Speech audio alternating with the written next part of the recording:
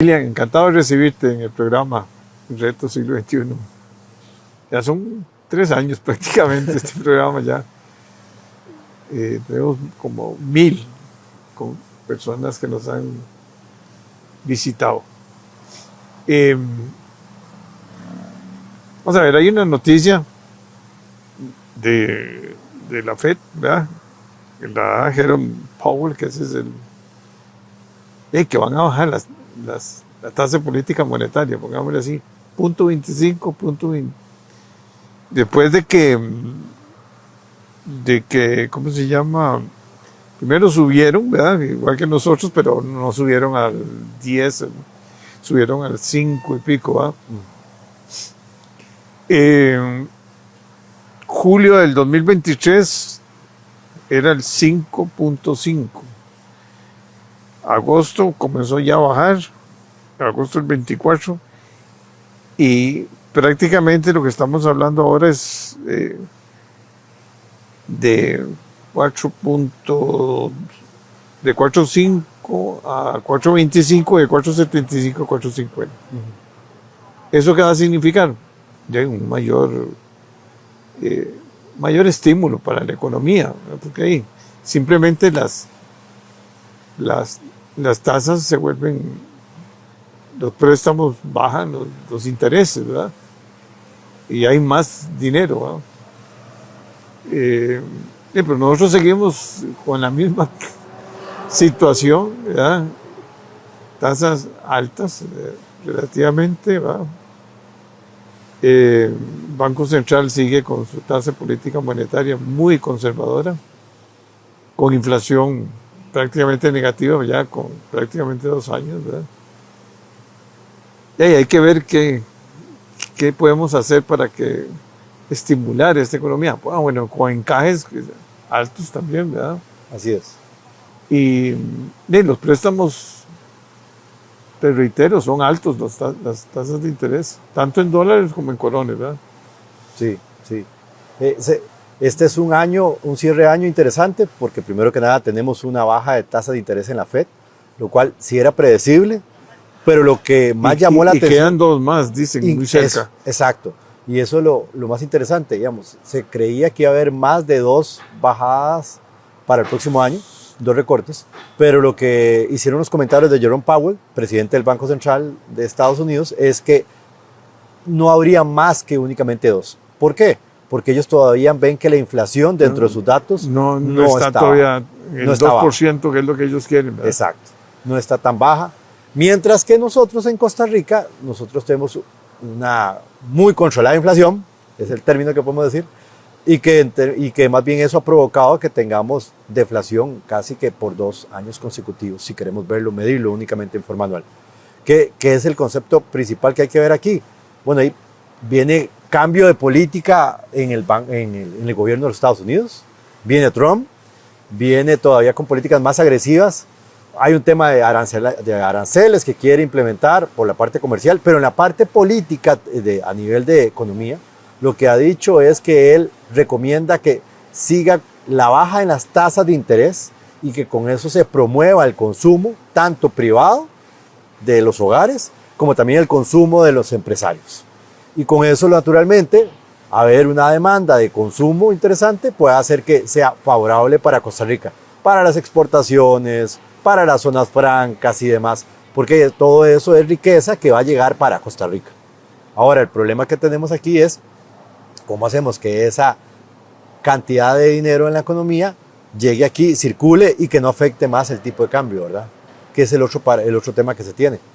Y en el particular, lo que sí se ha visto es que hay agentes en el mercado que están interesados en seguir comprando dólares, seguir invirtiendo afuera, pero ya no invertir en bonos de tasa fija, sino ahora sería de tasa variable, que se conoce más que todo como esos bonos que de alguna otra manera su comportamiento más va en función a un índice, como el S&P 500 o algún otro tipo de mercado accionario, en donde refleje que va a haber una mayor cantidad de profit o utilidades en esas empresas y automáticamente tengamos un mayor aumento de inversión para este tipo de negocios, desde el lado de Costa Rica hacia Estados Unidos. Y del lado de Estados Unidos, ¿qué va a haber? Inversión que se va a trasladar al resto de América Latina y el mundo. Bueno, primero,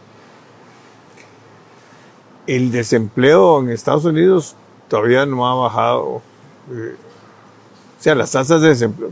Tiene una tasa muy buena de empleo, pero no. El problema ahora es cómo manejar inflación y empleo. Esas son las dos variables importantes que toma en cuenta el Banco Central de allá. Y aquí nosotros tenemos todavía problemas de empleo serios y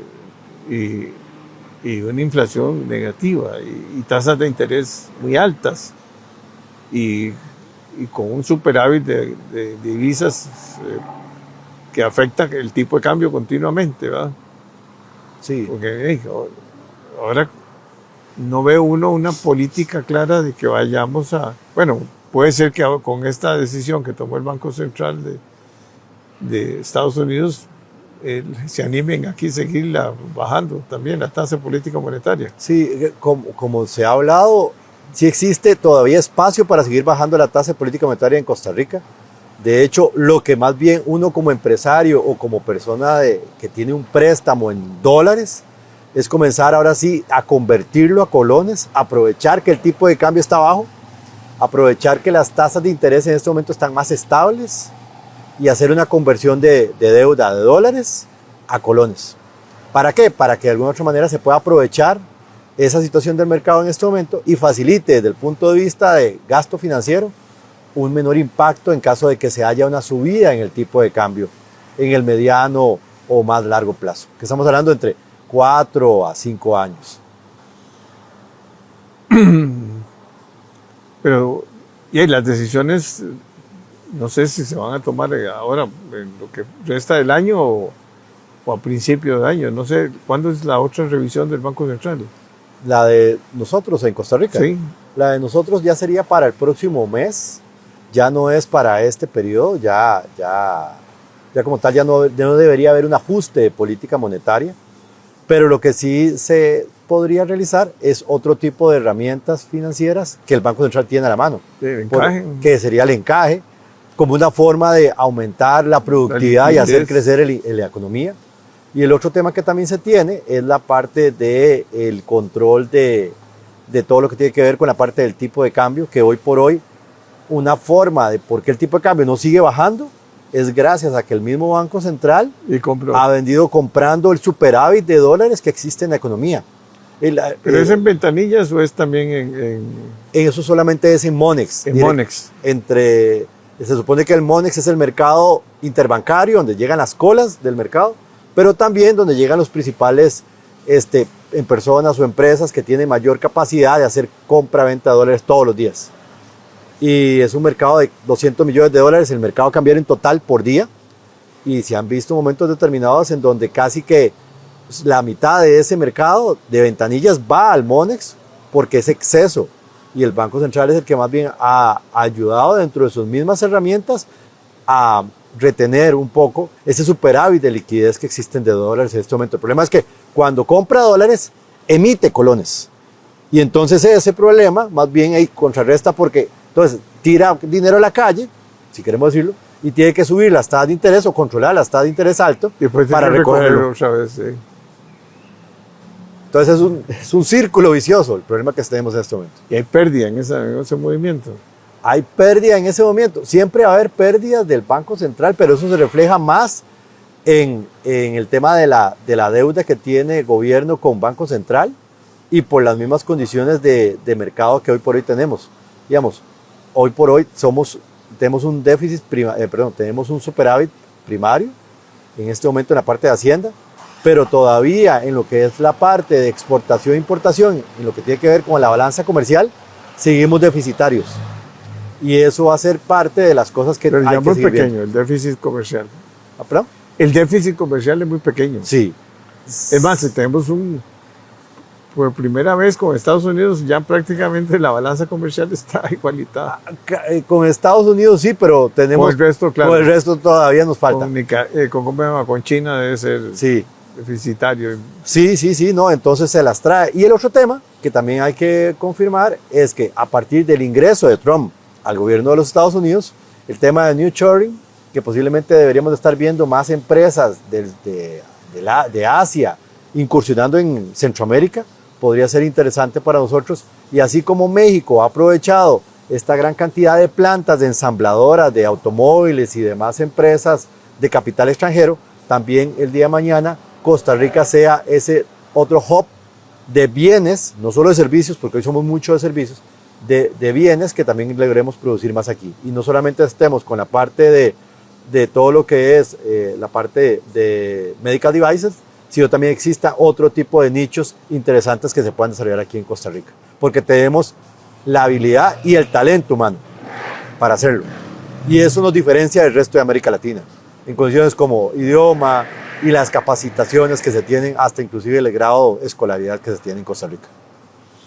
En la parte aeroespacial creo que hay una oportunidad también. Sí, de hecho hay dos empresas. O sea, están conversando de dejar, de impulsar otros nichos de mercado, digamos. Así es, así es. Y eso se ve por la apertura en zonas francas, ya no solamente dentro del GAM, sino como estamos comenzando a ver más zonas francas fuera del GAM, y eso va a permitir más fuentes de empleo y ayudar también a que esas familias también tengan recursos suficientes para salir de sus índices de ingreso y superarlos notablemente. Sí, pero los costos son muy altos nuestros, ¿verdad? O sea, no, si los comparamos con el resto de la región, somos muy altos. Muy altos. Pero la ventaja que nosotros tenemos es el talento, que gracias al talento es algo que nos diferencia muchísimo. Porque cuando uno trata de ir con una empresa muy especializada de medical devices a instalarse a otro país dentro de la región, no le es posible porque no logra conseguir el talento adecuado. Cosa que inclusive aquí en Costa Rica a veces es difícil en ciertas zonas francas, porque entre las mismas empresas de zona franca se pelean o se trasladan sus colaboradores, porque ya están capacitados y las nuevas generaciones que vienen requieren capacitación, y eso es inversión. Y son, bueno, yo creo que esa ventaja, si no hacemos modificaciones importantes en la educación, la vamos a perder, ¿verdad? Porque hay un gran problema educativo y lo vemos en las pruebas que se hacen de evaluación, digamos, de la OCDE y todas las pruebas internacionales y las evaluaciones nuestras, de que la educación está mal.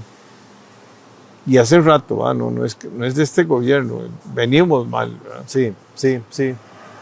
Yo creo que, vamos, igual como lo hablamos al inicio, en la medida de lo posible, tiene que haber acciones que se den desde el gobierno, aquí en Costa Rica, pero también tienen que darse acciones que se den en los gobiernos principales vecinos, que en este caso, vuelvo a decir lo mismo, Estados Unidos, que haya un cambio de gobierno con una mentalidad mucho más pro hacia lo que tiene que ver la parte de negocio. Es más, hace poco salió un artículo muy interesante en que lo que estaba informando más bien que este año, a partir del cambio de política de Trump, América Latina, después de muchos años, va a volver a tener una mirada muy interesante desde el lado de Washington.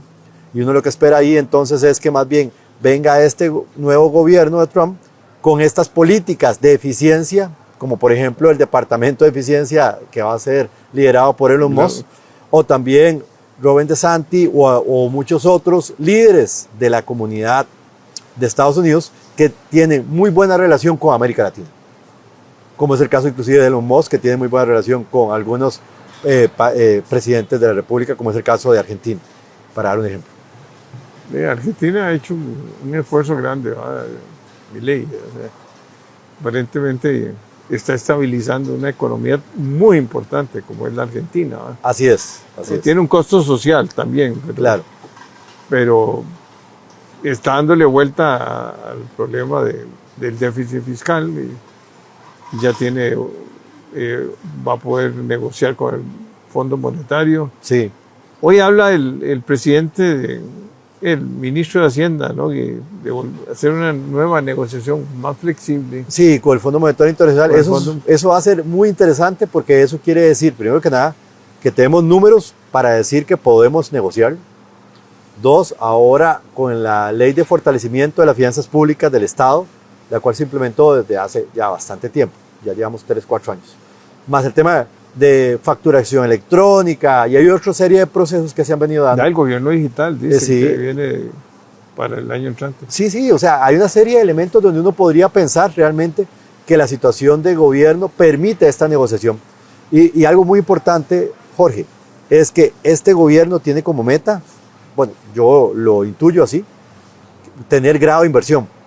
Y tener grado de inversión nos va a permitir a nosotros ser todavía muchísimo más, tener una mejor visualización desde el punto de vista de inversionistas, para que el día de mañana más empresas se instalen aquí en Costa Rica, más fuentes de empleo y mejor calidad de vida para las generaciones que hoy estamos viviendo. ¿Vos crees que las calificadoras nos van a... Si las cosas siguen así, como lo que estamos viendo, tenemos inflación controlada un poco más baja de lo históricamente normal, pero por eso es que también están en la Junta Directiva del Banco Central hablando sobre ajustar la meta de inflación. Hoy la meta de inflación está muy elevada en comparación con lo que tenemos históricamente de inflación.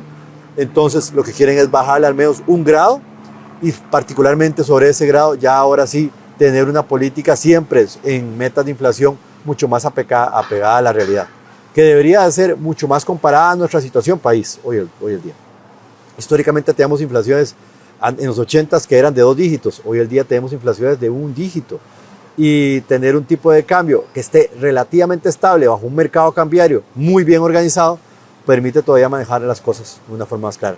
Lo que sí nos falta mucho es el mercado bursátil. Tiene que desarrollarse más porque existe una gran cantidad de fondos que hoy por hoy, a falta de papel, a falta de recursos, a falta de emisiones, tienen que ir a invertir afuera. El caso, hace pocos días salió la noticia de que la empresa que casualmente dueña de la Hospital Clínica Católica sacó una emisión, pero es en Panamá. Otra empresa que casualmente tiene que ver con la parte de Medical Devices, Stein, que ellos tienen varias sedes aquí en Costa Rica, van a sacar una emisión aquí en Costa Rica por $60 millones. Y esperamos de que se den para el bien del país y para el bien del mercado bursátil un mejor desarrollo, con mayor propiedad y que el día de mañana también estos recursos se queden en Costa Rica para seguir desarrollando el país. Hay pocas empresas en Claro. bolsa, ¿va? Aquí en la bolsa es bono del gobierno. Sí, y lamentablemente la bolsa ha perdido su participación y su relevancia a nivel de mercado, por lo cual más bien o sea, no es lo que antes era la bolsa o lo que se movía antes.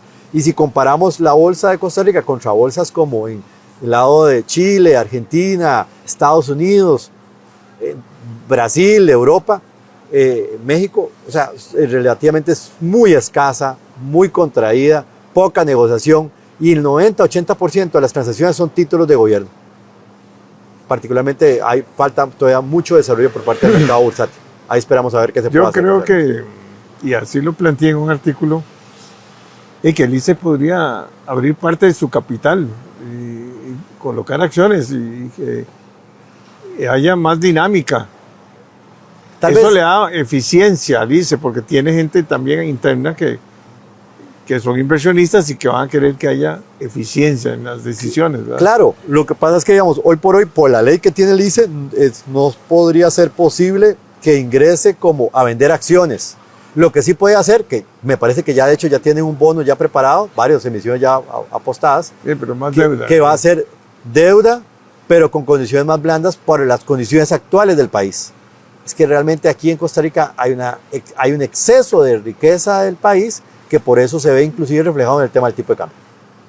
Ve que ellos tenían 5.000 millones de deuda. Poco Eso, más. Poco más. Pero sí, pero digamos, para que tengas una idea, el ingreso del ICE es equivalente al 2% del PIB del país. O sea, es un capital interesante, es una institución que mueve el país y tiene proyectos muy interesantes que vienen para los próximos años, como lo que tiene que ver con la parte de represas, hidroeléctrica, plantas de energía, o sea, realmente se las trae. Esperemos de que más bien, así como el ICE, haya otras instituciones que también empujen más el país, como AIA, por dar un ejemplo, que de alguna otra forma se reactive la economía y veamos empresas el día de mañana mucho más eficientes en la captación de recursos y en la distribución y proyección de sus proyectos. Pero en otros países hay empresas, en Europa hay varios países, las empresas mixtas. Correcto, Que el son capital mixto. capital privado y capital público, Sí. juntos. Sí, sí. No son alianzas público-privadas. Es capital mixto. Es capital mixto. Entonces, en una asamblea hay una parte privada y otra parte pública. Entonces, las decisiones se toman con mayor equilibrio, pongámoslo así. Correcto. De hecho, en un momento... Y la influencia política Ajá. se saca. Es más fácil, digamos, vender un activo del Estado, por dar un ejemplo, el BCR, es muy complicado. Pero abrir la puerta y negociar con la Asamblea Legislativa para que exista la posibilidad de que el Banco de Costa Rica o cualquier otra institución tenga la posibilidad de participar, no en la Bolsa de Costa Rica ni siquiera, sino en una bolsa internacional, por ejemplo, que esté registrado en la Bolsa de Nueva York, habría un mayor dinamismo político y, como decís, mayor eficiencia hacia lo que realmente también necesita el banco. Pero eso es un tema de materia de leyes y de este gobierno que tendría que negociar con la Asamblea Legislativa. Pero y yo no veo complicado que acueductos alcantarillados, por ejemplo, su patrimonio emita acciones y parte de eso, en cambio están endeudando, porque es que el endeudamiento encarece mucho, ¿verdad? Sí, total, eso es cierto. Por eso es que hay uno que tendría que hacer es más bien... El ICE se venía endeudando para hacer obras, pero eso no es, lo que estás es hipotecando el futuro, ¿verdad? Sí, o sea, por eso es que tiene que haber una combinación entre ser un buen negociador y un buen financiero. Y en algunas instituciones hemos visto más bien la naturaleza de que son muy buenos políticamente, pero son malos ejecutando y son malos financieros. Hay cosas en las cuales sí tiene que cambiar y es algo que propiamente es materia de un tema de gobierno con Asamblea Legislativa. Pero volviendo otra vez al tema medular. Sí, por ejemplo, un ejemplo. ¿Verdad? El Banco Popular se supone que es de todos los costarricenses, igual que todos los otros bancos públicos, bueno, Costa Rica y Nacional. Costa Rica, pero, Nacional, sí, va a ver. ¿Por qué no abrir el patrimonio y que haya mayor participación de capital? Eso le da otra dinámica total. Claro. Porque le quitas a instituciones técnicas donde la influencia política es muy grande y que no se logra hacer más eficiente. Ser más eficiente y metes de verdad a grupos de inversionistas. Claro, lo ideal es pequeños grupitos, no que entre un... Sí, lo que pasa es que, digamos... En Europa se atomiza. Sí, pero es que estás comparando un países o un sector o una región que es muy dinámica en comparación con Costa Rica. Por ejemplo, Scotiabank está en proceso de venta. Esperemos de que algún banco local o regional lo vaya a comprar. Por ahí hay unos comentarios de que ya tienen un posible comprador final y que a finales de este mes o próximas semanas se va a decir quién es. Lo que sí es importante con ello es que se dinamice la economía, pero a dinamice necesitamos otros actores nuevos que vengan a meter mejores ideas, más oportunidades para negociar y sobre todo que siga creciendo la economía a un ritmo en donde, como decía las personas de antaño, cuando llueva, que todos nos mojemos, ¿verdad? Y que tengamos capacidad de mejorar el país para todos. Bueno, vamos a ver cómo será el 2025. Por lo menos yo siento que la guerra de Ucrania y Rusia se va a negociar rápidamente con Trump. Claro. Ahí se van a poner de acuerdo que este territorio, dejémoslo aquí y ya. Exacto. Y se cierra la máquina y sí. Europa no va a participar mucho en la OTAN no va a participar en esta decisión. Pero sería extraño más bien dejar en este momento que Europa deje las cosas así. Más bien debería de buscarse un acercamiento el día de mañana otra vez con Rusia, porque Rusia sigue siendo un productor muy importante en la parte de gas y es muy importante para lo que es Europa. Ya Alemania está muy afectada y toda Europa. Y antes pasaba por un ducto ahí. Exacto. Entonces, digamos, hay que lograr la paz económicamente es y financieramente es rentable en este momento. Y eso nos va a ayudar también a nosotros para que también todos estos negocios se reactiven y este comercio nuevamente se dinamice. Bueno, encantado de volverte a ver y muchas felicidades para el año nuevo. Igualmente, Jorge. A toda la familia. Igualmente. Un abrazo. Que estés bien.